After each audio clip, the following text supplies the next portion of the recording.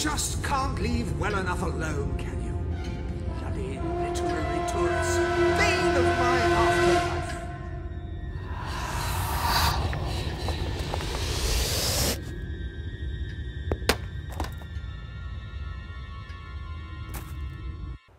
Listen, you.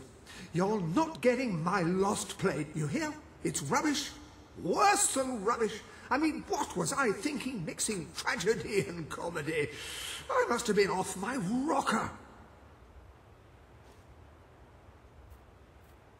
It would seem, my dear fellow, you have been apprehended by the ghost of Philip Morley. That makes us both his captives.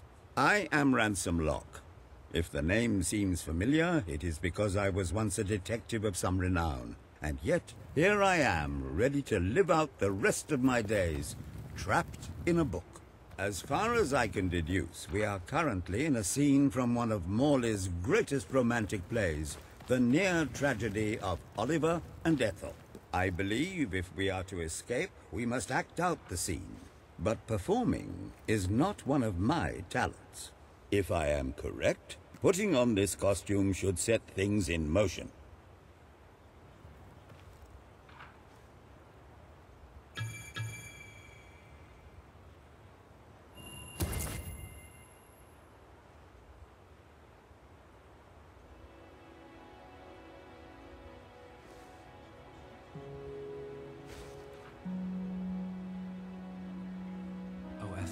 My love, my life, my son, if thou wouldst but give me one sign, one gesture that would speak of your affections, then might I think this grey existence worth living. Ah, yes, a classic moment in the play. You are Ethel, the beautiful young daughter of a dung merchant. Show Oliver that you love him, and we may be able to leave this scene.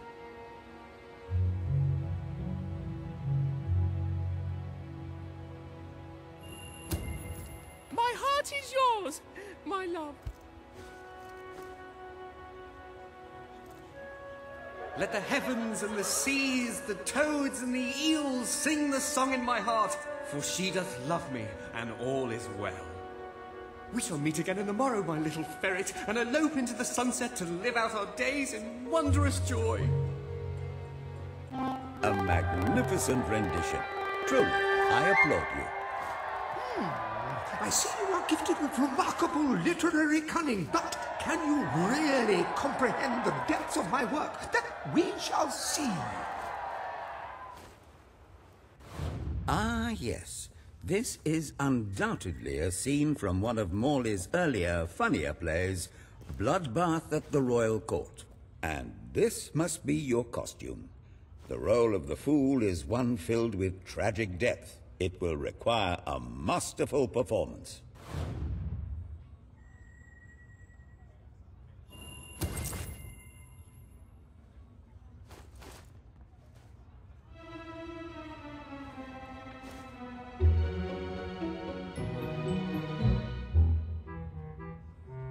What fresh insolence is this? Out of my throne, you impertinent buffoon! Stand before your king, and do your jester's duty. 'Tis a troublesome time for this court, and my crown grows heavy. So make me laugh, or I shall have your head.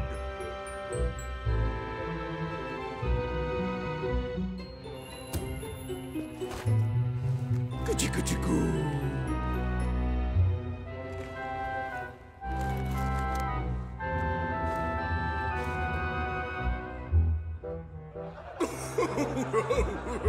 Oh, stop, it's too funny.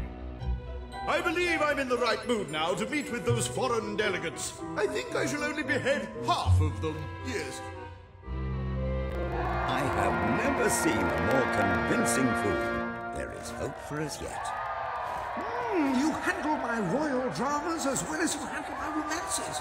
But will your versatility extend to the more subtle domains of theatre, I wonder? Oh dear. Unless I'm mistaken, this is a scene from Morley's notoriously violent historical epic, Titus the Mutilator, Part 2, which would mean this is the gladiatorial arena from Act 5, where Titus is finally slaughtered by savage warriors seeking revenge. A favorite scene of mine as a child, I must admit. And here is Titus's famous costume. I had some pajamas that looked just like it. Put it on and you will take on the greatest role of your life.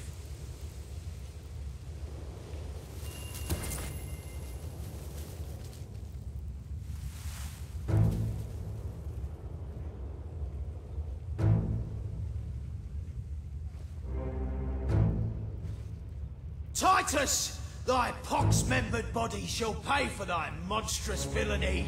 My son lies dead because of you. Now shall revenge be mine. Cold as your corpse and all the more flavoursome for it.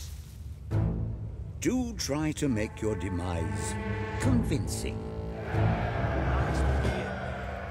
I'll take that as a trophy once you're dead.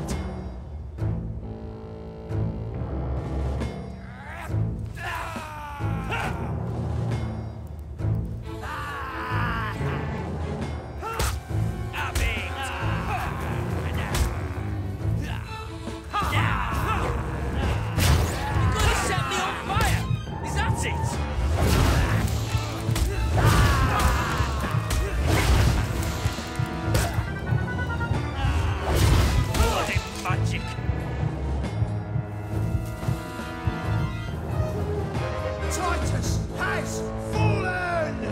Vengeance is mine at last!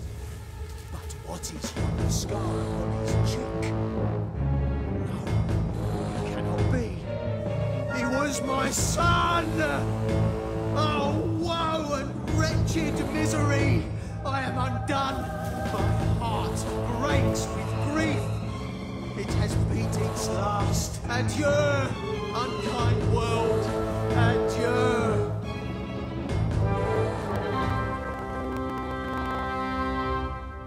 A tremendous performance. For a moment, I believed you truly had passed on. I wonder what scene will follow now. Oh, what scene could possibly follow such a masterful rendition of my work? You have brought such depth of meaning to my words, I stand in awe. You have earned the prize no mortal has ever been honored with before. My missing play.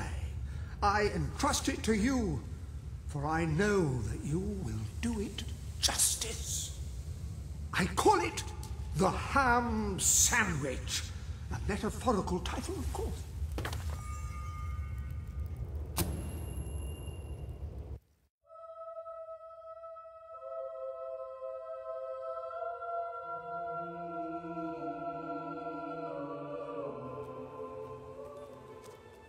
Ah, you have retrieved our aged investigator. Happy day! Have you, perchance, found... Saved, Lambert! Oh, the joy in my bosom knows no bounds! Thank you a million times! Thank you! Ha! His head bosom! It's already working! Comedy and tragedy will at last join hands!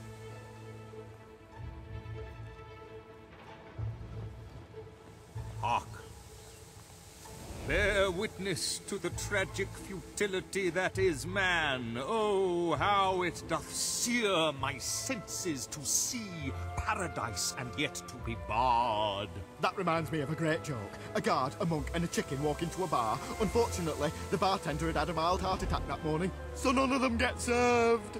And yet what purpose doth heartache serve when the infinite dark blanket that is death falls softly upon our still beating core?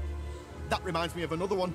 A corpse walks into a bar and says, "Can I have a lemonade?" "Certainly," replies the bartender. "I've never seen a stiff drink." And so endeth our happy sad play, which reminds us we are made of nothing but clay.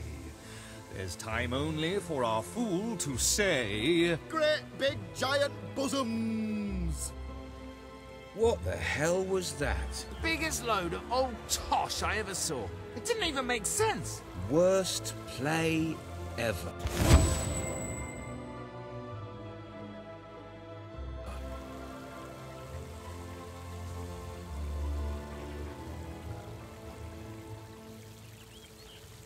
Delivery for you.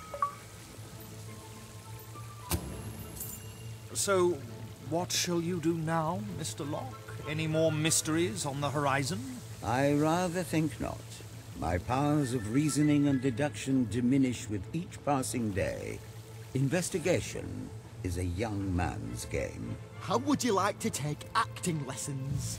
I would rather consume a bottle of arsenic. And who could blame you?